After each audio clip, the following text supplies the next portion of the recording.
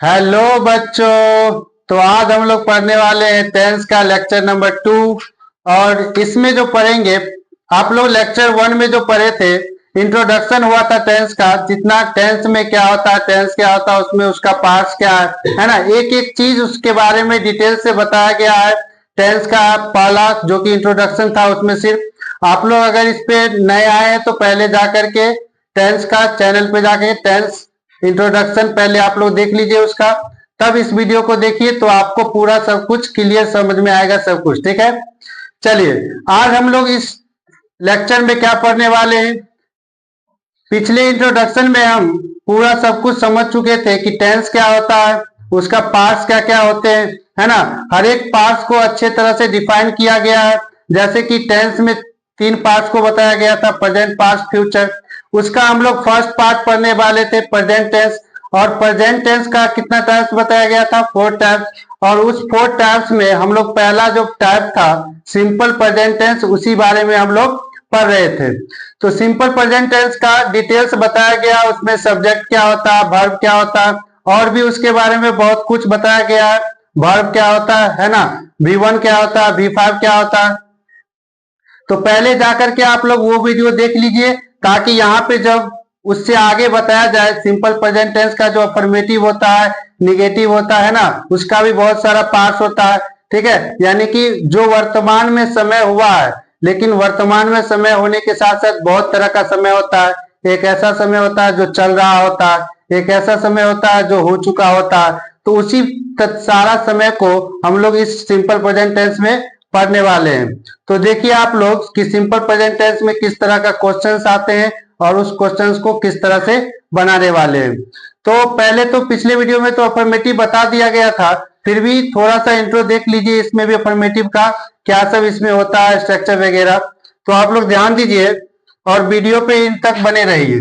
चलिए देखते हैं, इसका स्ट्रक्चर वगैरह लिख दिया जाता है। ठीक है, जैसे कि अफर्मेटिव,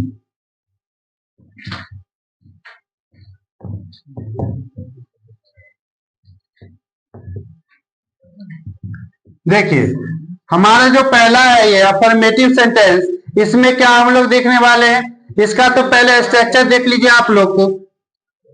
इसका जो स्ट्रक्चर है,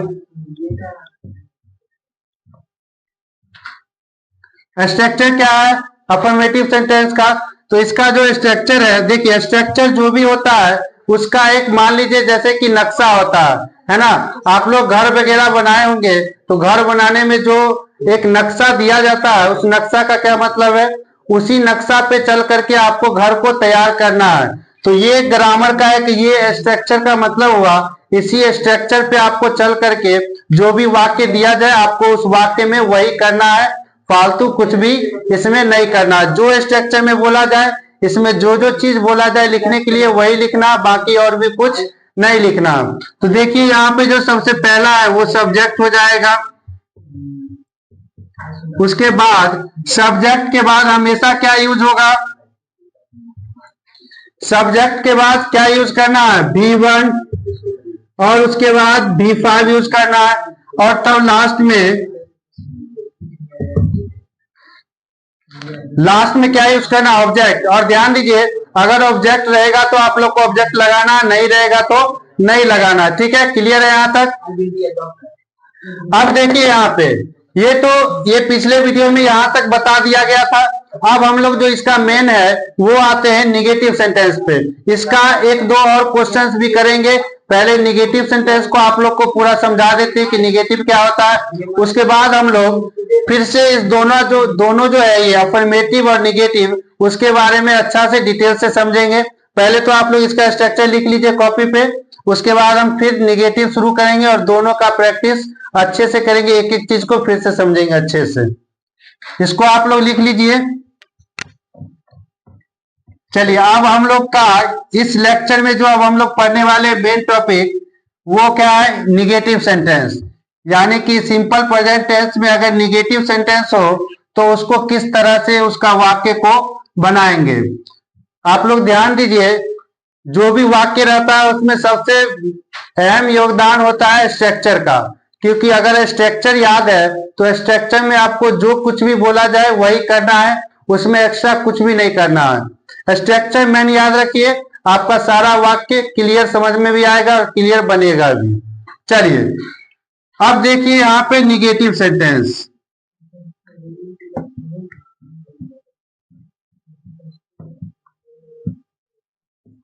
देखिए सबसे पहले तो हम लोग निगेटिव सेंटेंस को समझते हैं कि निगेटिव सेंटेंस होता क्या है। तो हम जैसा कि पिछले वीडियो में बताए थे अफर्मेटिव सेंटेंस के बारे में, जिस हिंदी वाक्य में आपको अगर नहीं ना दिखे, है ना, तो उसको हम लोग बोल रहे थे अफर्मेटिव सेंटेंस। इसी का उल्टा है, अगर किसी वाक्य में अगर आपको नहीं दिख जाए, है ना, किसी वाक्य में अगर आपको नहीं दिख जाए तो आप उसको क्या कहिएगा, निगेटिव सेंटेंस। क्या कहिएगा, निगेटिव सेंटेंस। जैसे कि इसका अगर कुछ आइडेंटिफिकेशन लिखे तो क्या लिख सकते हैं, जिस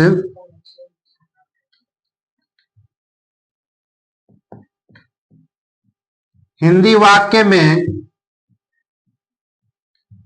जिस हिंदी वाक्य में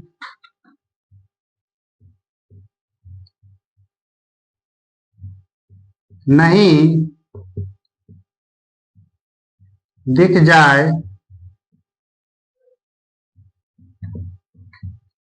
तो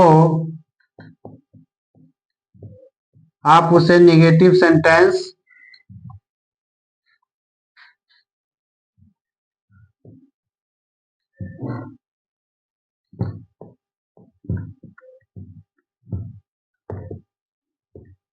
कह सकते हैं।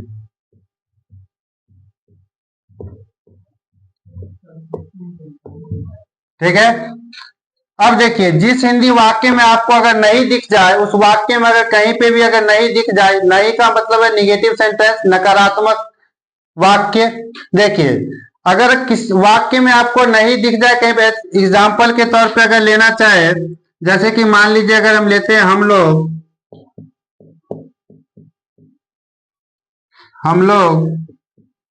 नहीं खेलते हैं। देखिए अब हम लोग नहीं खेलते हैं में आपको क्या दिख रहा है, वाक्य में नहीं दिख रहा है। तो इस तरह से अगर आपको किसी भी वाक्य में नहीं दिख जाए तो आप सीधा उसको क्या कहिएगा, निगेटिव सेंटेंस कहिएगा। उम्मीद करते हैं कि आपको निगेटिव सेंटेंस अच्छे से समझ में आ गया होगा। और इसका जो अपोजिट है अफर्मेटिव सेंटेंस, उसमें क्या है कि वाक्य में आपको नहीं होगा, है ना, नहीं ना दिखे तो अफर्मेटिव, अगर नहीं दिख जाए तो क्या हो जाएगा, निगेटिव। तो आप लोग को निगेटिव और अफर्मेटिव का पहचान समझ में आ गया है कि कब अफर्मेटिव होगा और कब निगेटिव होगा। तो अब चलिए जैसे कि यही वाक्य है, अब इस वाक्य को इंग्लिश कैसे किया जाए इसके बारे में अब हम लोग चर्चा करते हैं। सबसे पहले तो स्ट्रक्चर की बात करते हैं, क्योंकि स्ट्रक्चर ही है जिसके कारण हम इसको क्या कर सकते हैं, हिंदी टू इंग्लिश कन्वर्ट कर सकते हैं। तो देखिए सबसे पहले स्ट्रक्चर इसका क्या होगा। देखिए इससे पहले जो स्ट्रक्चर लिखा गया था वो अफर्मेटिव का था, और ये जो स्ट्रक्चर है वो निगेटिव का है। इसमें जो सबसे पहले आएगा वो क्या आएगा, सब्जेक्ट आएगा। जैसा कि अफर्मेटिव में भी सब्जेक्ट आया था, इसमें भी क्या आएगा, सब्जेक्ट आएगा।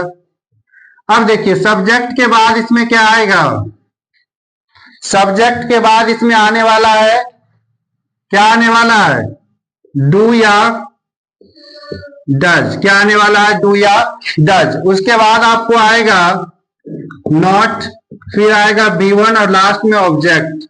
ऑब्जेक्ट को आप लोग अदर वर्ड्स में भी कह सकते हैं, यानी कि सब्जेक्ट और वर्ब, इसके अलावा अगर वाक्य में कुछ भी दिखे तो आप उसको ऑब्जेक्ट के रूप में ले सकते हैं। क्लियर है यहां तक। अब देखिए ये सब तो टर्म आप लोग को समझाया जा चुका है पिछले वीडियो में, सब्जेक्ट क्या होता है, वर्ब क्या होता है। फिर भी एक बार हम और बता दे रहे हैं, किसी भी वाक्य में अगर सब्जेक्ट को पहचानना हो तो आप लोग उस वाक्य को पढ़िए और देखिए कि काम आखिर कर कौन रहा है। जो काम करने वाला व्यक्ति होता है या फिर कुछ भी होता है जो काम करता है, उसको हम लोग किस से डिनोट करते हैं, सब्जेक्ट से डिनोट करते हैं। और जो काम हो रहा होता है उसी को हम लोग क्या कहते हैं, वर्ब कहते हैं। क्या कहते हैं, वर्ब। जैसे कि यहाँ पे एक एग्जाम्पल लिए हुए हैं, इसी में देखिए, हम लोग नहीं खेलते हैं। कौन है जो नहीं खेल रहा है, हम लोग। यहाँ पे कोई भी व्यक्ति, ढेर सारा व्यक्ति होगा जो कि क्या कर रहा है, नहीं खेल रहा है। यहाँ पे कर्ता कौन है, हम लोग है, तो यहाँ पे हम लोग क्या हो जाएगा, सब्जेक्ट हो जाएगा। और इस वाक्य में देखिए काम क्या हो रहा है, खेलने का काम हो रहा है। तो हमेशा याद रखिए जो काम करता है उसको सब्जेक्ट बोलते हैं और जो काम हो रहा है उसी को क्या बोलते हैं, वर्ब बोलते हैं। क्या बोलते हैं, वर्ब। जैसे कि यहाँ पे काम क्या हो रहा है, खेलने का काम हो रहा है, तो खेलना क्या हो गया हमारा, वर्ब हो गया। क्लियर है आपको। चलिए हमने सब्जेक्ट समझ लिया और वर्ब समझ लिया। अब देखते हैं कि इसको वाक्य में कैसे उपयोग कर सके इसका। तो आप लोग इसको लिख लीजिए, उसके बाद हम लोग ढेर सारा क्वेश्चंस लेकर के इसको प्रैक्टिस करेंगे, दोनों स्ट्रक्चर को एक साथ। अफर्मेटिव का स्ट्रक्चर भी यूज करेंगे और निगेटिव का भी स्ट्रक्चर यूज करके दोनों स्ट्रक्चर को एक साथ प्रयोग करेंगे। तो पहले आप लोग इतना लिख लीजिए, इसको पॉज करके लिख लीजिए। चलिए हो गया होगा, तो यहां तक आप लोग लिख लिए। चलिए देखिए यहाँ पे स्ट्रक्चर जो था निगेटिव का, इसका एक और आप लोग को हम बता देंगे जो कि लगभग सेम ही होता है। उसमें क्या करते हैं हम लोग, ये जो डू और डज लिखे हैं, आप अगर इसको साथ में लिखते हैं तो उस कंडीशन में क्या होगा वो भी देखते हैं। यहां तक हो गया है आप लोग का। चलिए अब देखते हैं अफर्मेटिव और निगेटिव दोनों का यूज करके स्ट्रक्चर से लेकर के। आप लोग कॉपी पे लिखते रहिए उसको, है ना। जब क्वेश्चंस प्रैक्टिस करवाया जाए तो आप लोग उस स्ट्रक्चर को भी देखिए ध्यान से।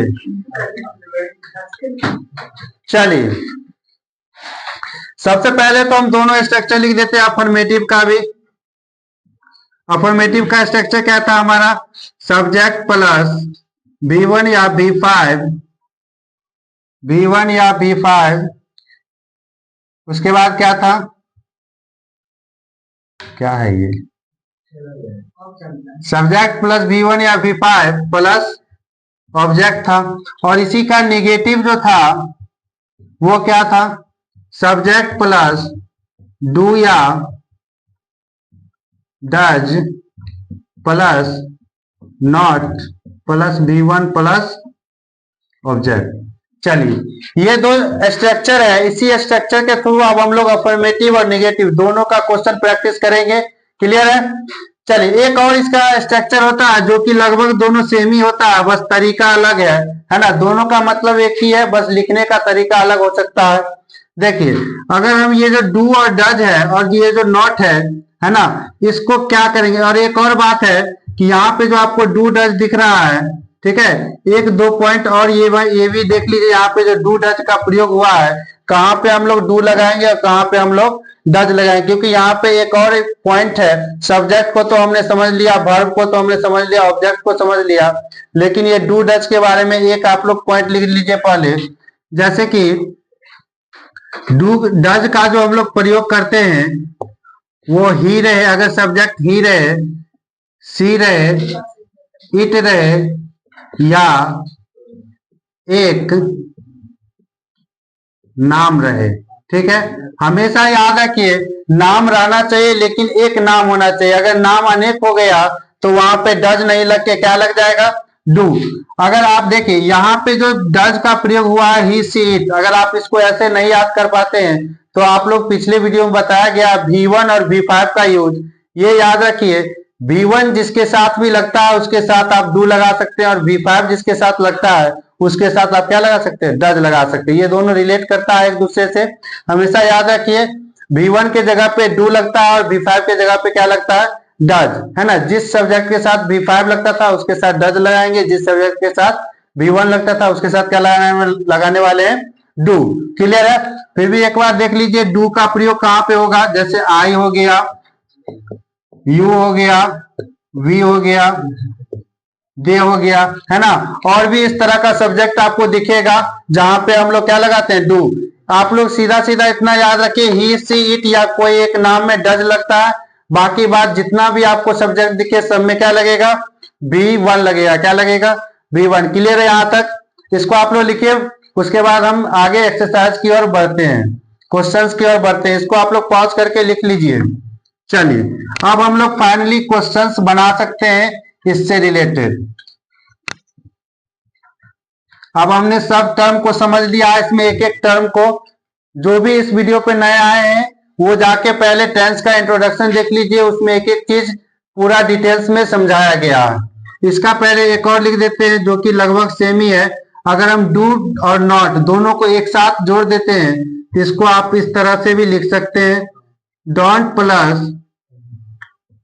डजंट, इसको क्या पढ़ते हैं डजंट, और फिर नॉट नहीं आएगा, V1 प्लस ऑब्जेक्ट लिख देंगे सीधे। क्लियर है? यहाँ पे डू या डज प्लस नॉट है, अगर नॉट को कंबाइन कर दीजिएगा डोंट या doesn't plus V1 plus object, इस कंडीशन में नॉट का प्रयोग नहीं करेंगे। चलिए दोनों स्ट्रक्चर को लेकर के हम लोग यहाँ समझेंगे। तो आइए हम पहला क्वेश्चन आप लोग के सामने दे रहे हैं। अगर मान लीजिए अगर हम लेते हैं, मैं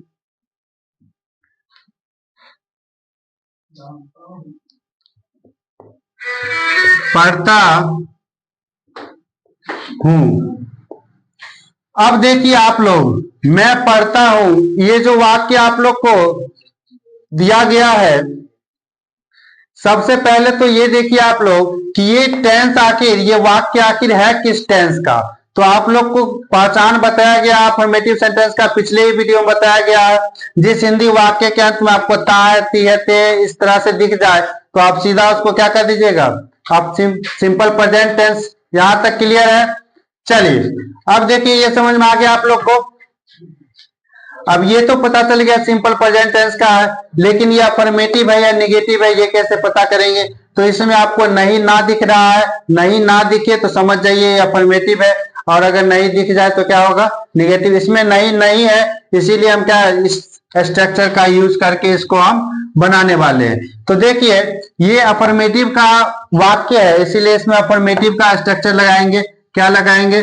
सबसे पहले सब्जेक्ट है, तो इसमें सब्जेक्ट क्या हो जाएगा, मैं पढ़ता हूं। इसमें कौन पढ़ रहा है, मैं पढ़ रहा है ना, मैं जो है वो सब्जेक्ट का काम कर रहा है, इसीलिए मैं का इंग्लिश क्या हो जाएगा, आई हो जाएगा। क्या हो जाएगा, आई।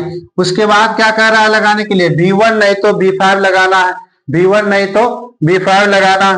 अब V1 और V5 में क्या लगेगा, तो यहाँ पे आई यूज हुआ है, आई के साथ क्या लगता है, V1 लगता है या V5 लगता है, आप लोग बताइए। पिछले ही बार वीडियो में बताया गया है, आप लोग बताइए क्या होगा, बताइए। आई के साथ क्या लगने वाला है, V1 लगेगा। अच्छी बात है, क्या लगेगा, V1 लगेगा। अब देखिए V1 क्या है, यहाँ पे पढ़ना है, वर्ब क्या है, पढ़ना है, तो पढ़ना का इंग्लिश क्या होता है, रीड होता है, क्या हो जाएगा, आई रीड हो जाएगा। क्लियर है? एक क्वेश्चन से और लेते हैं हम लोग खेलते हैं, हम लोग खेलते हैं। अब हम लोग खेलते हैं में आप लोग देखिए कि काम कौन कर रहा है ना, हम लोग खेलते हैं में काम कौन कर रहा है, हम लोग कर रहा है ना। खेलने का काम कौन कर रहा है, यानी करता कौन है, हम लोग है, तो हम लोग क्या हो जाएगा, सब्जेक्ट हो जाएगा। हम लोग का क्या होता है, वी होता है, क्योंकि यहाँ पे स्ट्रक्चर में ही बोला जा रहा है सबसे पहले सब्जेक्ट लिखने के लिए, इसीलिए हम सब्जेक्ट लिख रहे हैं। फिर कहेगा V1 और V5 में से कुछ एक लगाने के लिए, तो हम V1 V5 में से कोई एक लगाएंगे। तो आप बताइए V के साथ V1 लगेगा या V5, क्या लगने वाला है, V1 लगने वाला। वेरी गुड, क्या लगने वाला है, V1 लगने वाला। अब देखिए वर्ब क्या है, इसमें वर्ब क्या है, खेलना है। हमने क्या बोला है, जो काम हो रहा है उसी को हम लोग क्या बोलते हैं, वर्ब बोलते हैं। जो काम हो रहा है उसी को हम लोग क्या बोलते हैं, वर्ब बोलते हैं। यहां तक क्लियर है? चलिए उम्मीद करते हैं आप लोग को अच्छे से समझ में आ रहा है। अगर कुछ भी डाउट हो तो आप लोग कमेंट्स करके पूछ सकते हैं, ठीक है। अब देखिए वर्ब क्या है, यहाँ पे खेलना है वर्ब, तो खेलना का इंग्लिश क्या होता है, खेलना का इंग्लिश प्ले। वेरी गुड, खेलना का इंग्लिश क्या होता है, प्ले। अब देखिए प्ले क्या हो जाएगा, यहीं पे V1 यूज करना है तो प्ले हो जाएगा, डायरेक्ट हो गया हमारा, बन गया वी प्ले। क्लियर है यहां तक? एक और क्वेश्चन देखिए इसी पे बेसिस, मेरा भाई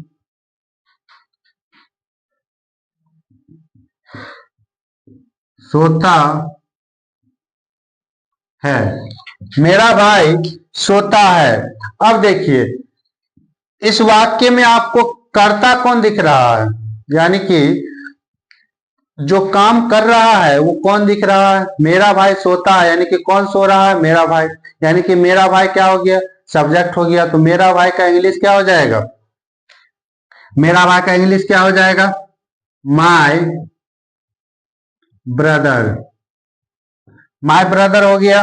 अब देखिए सब्जेक्ट लिख लिया हम लोग, V1 V5 में से कुछ लगाना है। क्या कर रहा है? काम कौन कर रहा है?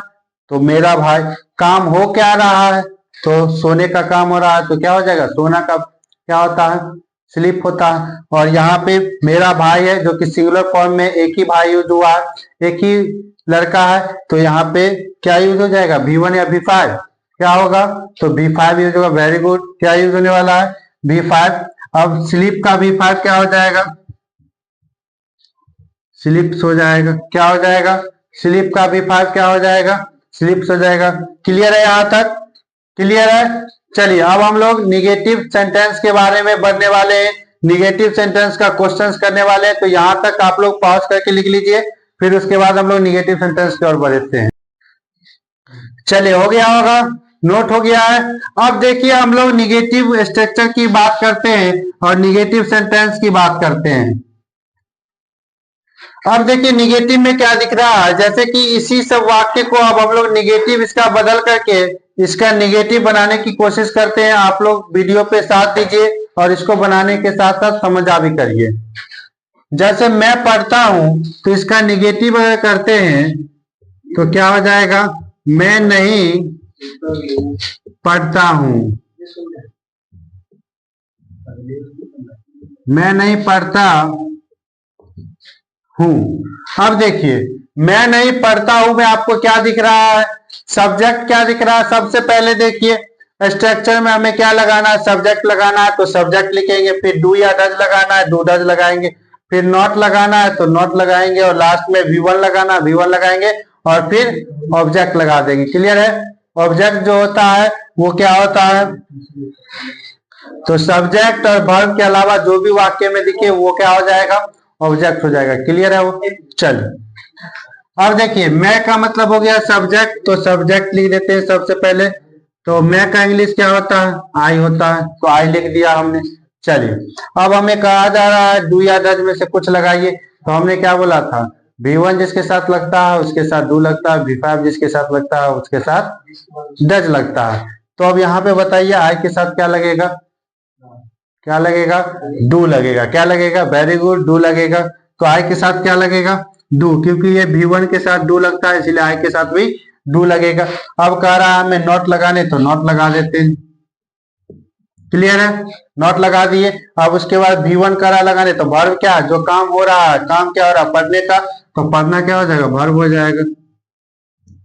वर्ब हो गया और फिर हमारा बन गया। ठीक है, आई डू नॉट रीड। अब इसी का एक और स्ट्रक्चर है, उससे बनाते हैं। I don't read. क्लियर है? क्योंकि हमने डू लगाया था इसीलिए हमने डोंट का प्रयोग किया, उसके बाद रीड। क्लियर है? डू नॉट लगाएंगे तो डोंट, डज नॉट लगाएंगे तो डजंट। क्लियर है? बस ये यहीं पर है, हो गया। एक और एग्जांपल लेते हैं। जैसे हम लोग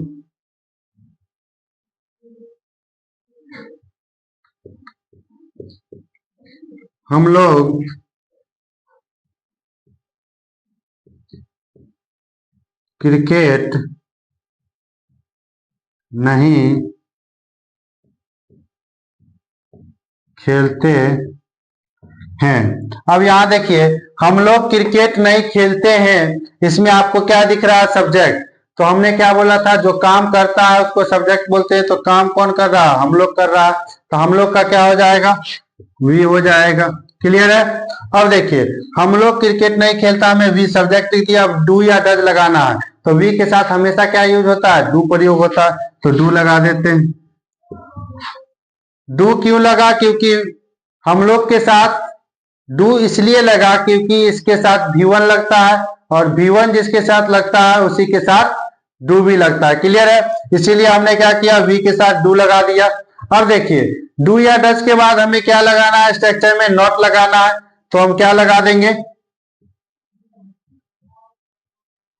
तो हम नॉट लगा दिए, क्योंकि हमें स्ट्रक्चर में बोल रहा है डू या डज के बाद नॉट लगाने के लिए, तो हमने नॉट लगा दिया। अब कह रहा है हमें वर्ब लगाने के लिए, तो यहां ध्यान दीजिए और बताइए इसमें वर्ब क्या है। तो हमने बताया आपको किसी वाक्य में जो भी काम हो रहा है उसको हम लोग क्या कहते हैं, वर्ब कहते हैं। जैसे कि यहाँ पे हम लोग क्रिकेट नहीं खेलते हैं, तो इसमें बताइए कि क्या काम हो रहा है, कौन सा आखिर काम हो क्या रहा है। तो काम क्या हो रहा है, खेलने का काम हो रहा है। खेलने का काम हो रहा है तो खेलना का इंग्लिश क्या हो जाएगा, प्ले हो जाएगा। क्या हो जाएगा, खेलना का इंग्लिश प्ले हो जाएगा। तो अब हम लोग को वर्ब लगाना है तो लिख देंगे क्या, प्ले। क्या लिख देंगे, प्ले। अब देखिए हमने ऑब्जेक्ट के बारे में क्या बोला था, एक अब हमारा क्रिकेट बच रहा है, तो हमने इसके बारे में पढ़ लिया, इसके बारे में पढ़ लिया। तो हमने क्या बोला था, सब्जेक्ट और वर्ब के अलावा अगर कुछ भी अगर आपको वाक्य में दिख जाए तो वो क्या हो जाएगा, ऑब्जेक्ट हो जाएगा। क्या हो जाएगा, ऑब्जेक्ट हो जाएगा। तो सब्जेक्ट और वर्ब के अलावा हमें क्रिकेट दिख रहा है तो क्रिकेट हमारा क्या हो जाएगा, ऑब्जेक्ट हो जाएगा। क्लियर है, चलिए वेरी गुड, क्रिकेट हो जाएगा। चलिए यहां तक समझ में आ गया, we do not play cricket. अब हम लोग एक और एग्जांपल लेते हैं इसी का। जैसे मेरा भाई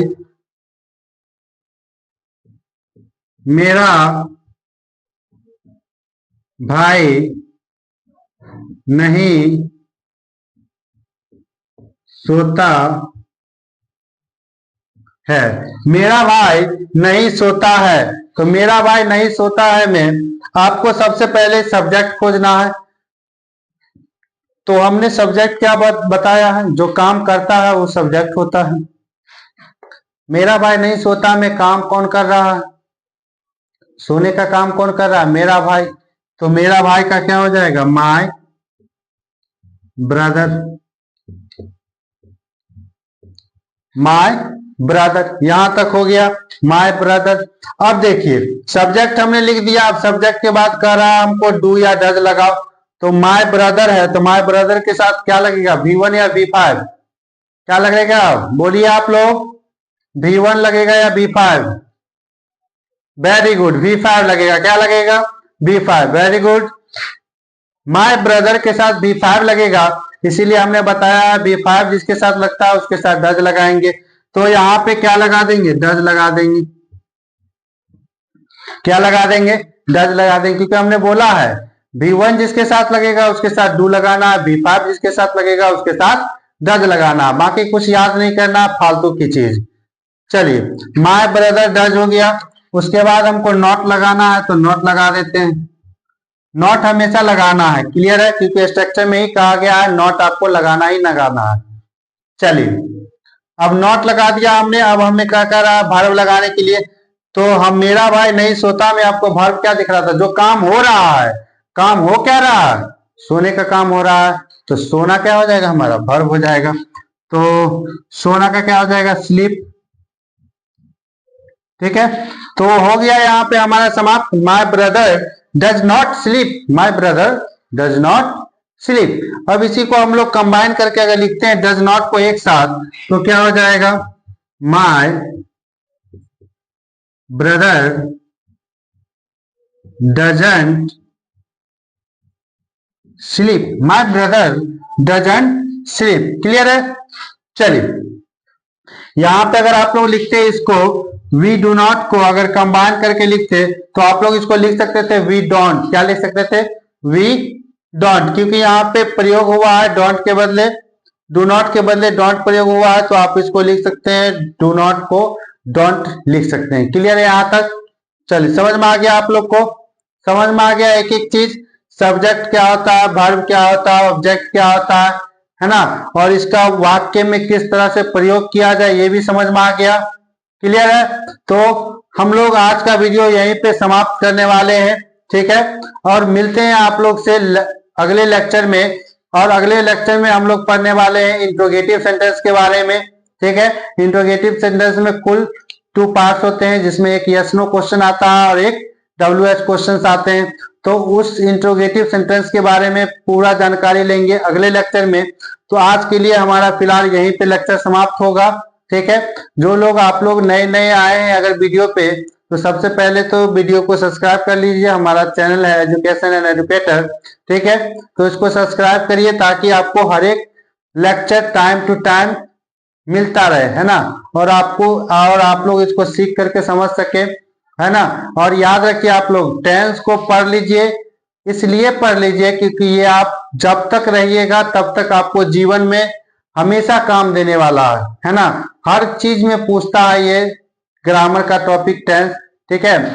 चाहे आप बोर्ड एग्जाम दे रहे हो, चाहे 12th बोर्ड एग्जाम दे रहे हो, चाहे कॉम्पिटिटिव एग्जाम में जा रहे हो, जहां भी जाइएगा ये आपका पीछा नहीं छोड़ेगा। इससे क्वेश्चंस रहते ही रहते हैं। तो आप लोग पढ़िए, मन लगा के मेहनत करिए, है ना, और खूब आगे बढ़िए, ठीक है। लेकिन हमेशा याद रखिए, कोई भी चीज अगर आगे बढ़ने का एक ही मेथड होता है, रिवीजन। जितना ज्यादा रिवीजन करिएगा, है ना। एक ऐसा स्टूडेंट है जो सिर्फ पढ़ाई कर रहा है, एक ऐसा स्टूडेंट है जो कम पढ़ रहा है लेकिन रिवीजन ज्यादा कर रहा है ना। मेरा यकीन मानिए, जो ज्यादा रिवीजन कर रहा है वो ज्यादा बेहतर करेगा। ये मेरा भी एक्सपीरियंस है। इसीलिए आप लोग किसी भी चीज को अगर नहीं समझ में आता है, उसको इतना बार प्रैक्टिस करिए, इतना रिवीजन करिए, है ना, 110% आपको समझ में ऐसा आएगा कि फिर आप उसे कभी भूल नहीं पाओगे। ये मेरा एक्सपीरियंस कह रहा है, इसीलिए हम आप लोग को बता रहे हैं। तो ज्यादा से ज्यादा आप लोग रिवीजन करिए, क्वेश्चंस प्रैक्टिस करिए, बार बार क्वेश्चंस को देखिए, उसको हल करिए। जितना ज्यादा एक टॉपिक से 10 क्वेश्चन, 100 क्वेश्चन, 50 क्वेश्चन इस तरह से बनाइए ताकि वो आपको कभी भी उस टाइप के क्वेश्चन में कभी भी नहीं प्रॉब्लम हो, है ना। चाहे ग्रामर हो, चाहे मैथ्स हो, है ना, कोई भी चैप्टर्स हो, आप लोग रिवीजन करना नहीं छोड़िए। एक अंक अगर कम पढ़िए, एक अक्षर कम पढ़िए, लेकिन जितना पढ़ रहे हैं उसका रिवीजन तंदुरुस्त से करिए, आपको 110% सब कुछ समझ में आएगा। तो फाइनली आज का वीडियो हम लोग यहीं पे समाप्त करते हैं। तो मिलते हैं आप लोग से अगले लेक्चर में, तब तक के लिए धन्यवाद।